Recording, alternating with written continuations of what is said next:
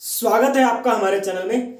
जैसा कि पिछले वीडियो में हमने आपको बताया था लोक प्रशासन के बारे में, तो उसमें हमने आपको बताया था meaning of public administration and types of administration.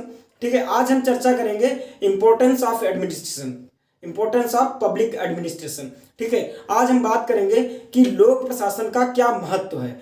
ठीक है, तो प्रोफेसर डेनहेक के शब्दों में हमारी आजकल की सभ्यता का हृदय यानी सभ्यता को सुधारने वाला गवर्नमेंट से जो हस्तांतरित होता है लोक प्रशासन है। ठीक है, तो इसके द्वारा जो चीजें संभाली जाती हैं, व्यवस्था, यातायात, सुरक्षा और मुद्रा। ठीक है, इन चार चीजों के बारे में समझते हैं किस तरीके से हमारे जीवन में यह महत्वपूर्ण है। ठीक है, सबसे पहले अगर हम मुद्रा की बात करें तो रिजर्व बैंक ऑफ इंडिया जो मुद्रा की छपाई करती है, सरकार के अंडर में होकर के करती है। किस तरीके से इसका डिस्ट्रीब्यूशन करना है प्राइवेट बैंक को, इस तरीके से करती है। यातायात, सड़कों का निर्माण, हाईवेज का निर्माण, ठीक है, इन चीज़ों का निर्माण होता है। और आपका दूसरी व्यवस्था यानी गवर्नमेंट में राज्य सरकार, केंद्र सरकार, गांव से लेकर, छोटे से गांव से लेकर के राज्य तक, ठीक है, बड़े बड़े नगरों में, बड़े बड़े सिटीज में किस तरीके की व्यवस्था, किस तरीके की नगर पालिका आदि चीजों का होना आवश्यक है। इसलिए लोक प्रशासन हमारे जीवन में हृदय। बात करेंगे कि क्या क्या इंपॉर्टेंस है लोक प्रशासन के। सबसे पहले आप देख सकते हैं देश की सुरक्षा में लोक प्रशासन देश की सुरक्षा कैसे करता है। नेवी, एयरफोर्स, आर्मी, ठीक है, जब गवर्नमेंट द्वारा गवर्नमेंट जॉब्स निकलती हैं उसमें जो है भर्ती होते हैं और ये सारा काम जो होता है पब्लिक एडमिनिस्ट्रेशन का होता है। ठीक है, दूसरा आपका है देश के विकास के लिए योजना बनाना। नई नई योजनाओं को नगर पालिका द्वारा सुव्यवस्थित तरीके से अलग अलग डिपार्टमेंट में देखा जाता है, कहां पर किस चीज की आवश्यकता है, किस जगह किस चीज की कमी है, या किस जगह कहां पर कैसा क्या होना चाहिए। इन चीजों की देखरेख में नई विकास की चीजों का निर्णय लिया जाता है। अगला नंबर आप देख सकते हैं व्यावसायिक क्रांति तथा तकनीकी विकास। व्यावसायिक क्रांति यानी व्यापार में किस तरह बहुत ज्यादा अत्यधिक बढ़ोतरी लाई जाए, नए नए तरीके के व्यापार जो प्राइवेट सेक्टर से भी हों और उनमें क्रांति कैसे लाई जाए। नई तकनीकी यानी न्यू टेक्नोलॉजी के बारे में बात की है इन्होंने। ठीक है, तो नेक्स्ट आइए देखते हैं। नया आपका है लोक प्रशासन सामाजिक परिवर्तन का साधन है। अब लोक प्रशासन सामाजिक परिवर्तन कैसे करता है।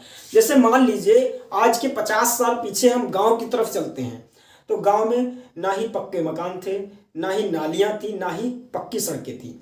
आजकल हम उसी गांव को अगर देखते हैं तो वहां पे नालियां भी अवेलेबल हैं, गवर्नमेंट द्वारा प्रधानमंत्री आवास योजना द्वारा वहां पर पक्के मकान भी हैं। ठीक है, और लगभग पक्की सड़कें भी हैं। ठीक है, तो इस तरीके से समाज में परिवर्तन लाया जाता है प्रशासन से।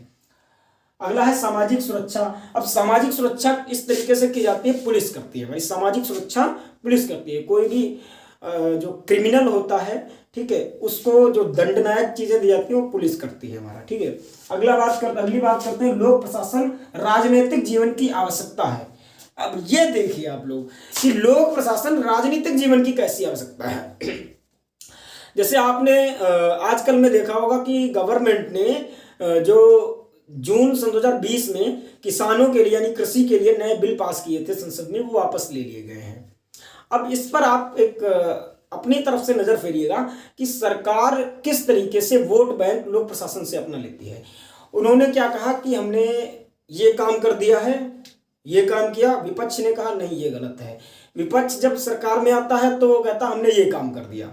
ठीक है, तो इस तरीके से ये लोक प्रशासन जो है एक व्यापार का मतलब राजनीतिक क्षेत्र का मुद्दा बना रहता है। ये जो आपने देखा है, ये जो टॉपिक है ये हमारे श्रीपाल पीगोर के अनुसार है। अब हम बात करेंगे स्कोप की। स्कोप क्या है, जो हमारा पब्लिक एडमिनिस्ट्रेशन है उसका क्षेत्र क्या है, किस तरीके से ये काम करता है, आइए देखते हैं। सबसे पहले प्रोफेसर बिलोवी के अनुसार हम देखते हैं इन्होंने क्या कहा है।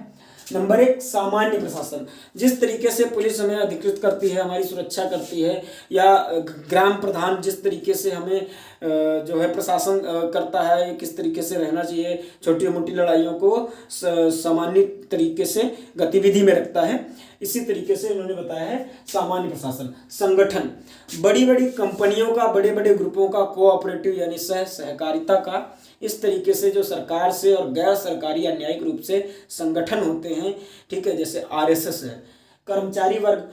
अब ये जो हमारा लोक प्रशासन होता है, किस तरीके से एसएससी, ठीक है, बैंक, बीपीओ, इस तरीके से जो निकलती हैं भर्तियां कर्मचारी जो वर्ग की होती हैं।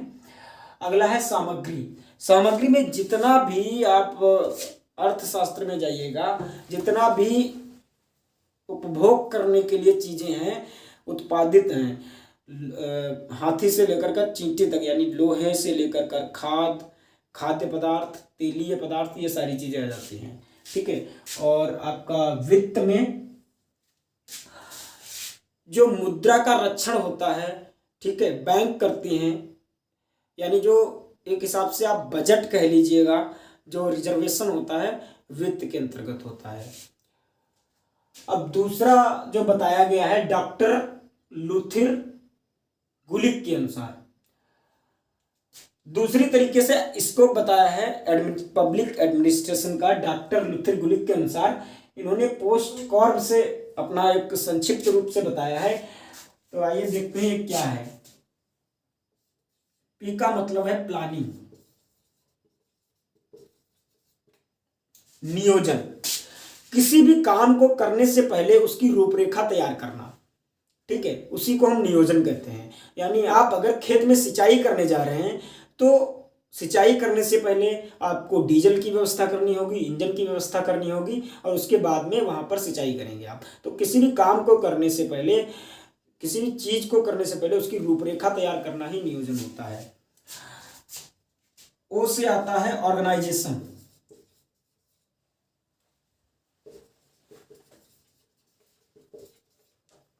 ऑर्गेनाइजेशन मतलब संगठन। संगठन क्या होता है? कई लोगों को एक साथ, यानी हमारा गांव, आसपास के गांव मिलकर के एक संगठन बनाते हैं।